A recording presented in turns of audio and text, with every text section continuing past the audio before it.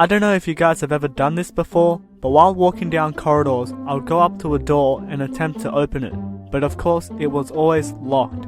Now this one time during high school, I did just that, and maybe it was just coincidence, but the door I attempted to open was unlocked. Now I have never been in this position before, so I really didn't know what to do, but all I can hear is the door saying, "Come in, little boy." Ha ha ha ha.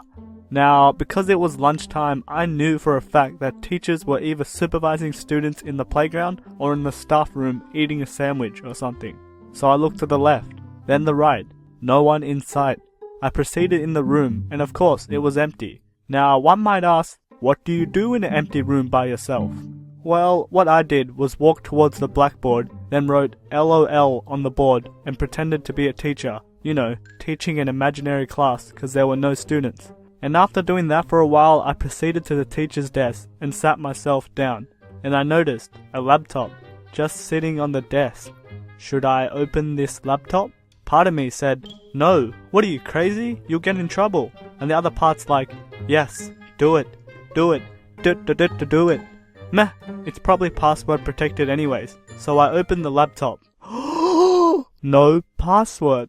I was now in the teacher's desktop. Now again, part of me says, okay, you had your fun now, it's time to leave. While the other side said, oh, what's inside that folder named work? Looks interesting. Maybe you should click on it. So I decided to click on the folder. It showed a list of all year groups from year 7 to year 12.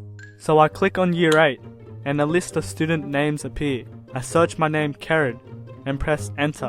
Then a photo of me appears, and underneath the photo had my password. Batman is awesome 123.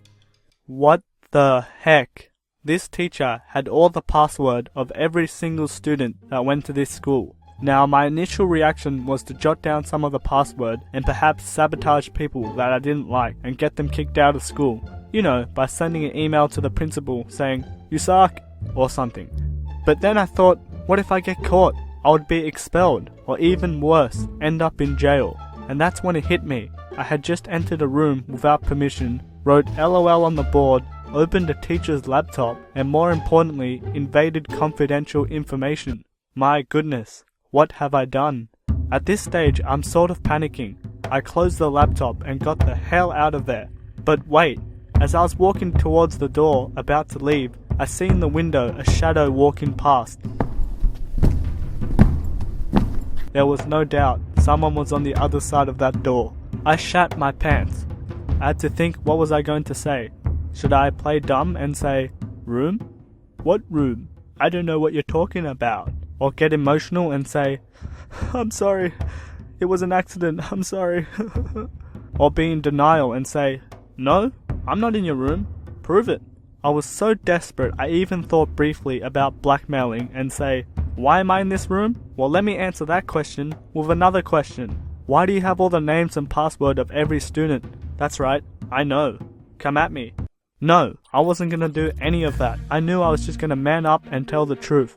The truth that I walked into his room without permission, graffitied his board, went through his laptop, and of course, pooped on his floor. But little did I know, behind that door wasn't a teacher. It was much, much, much worse than that. As you can probably guess, it was indeed the Trollolol guy.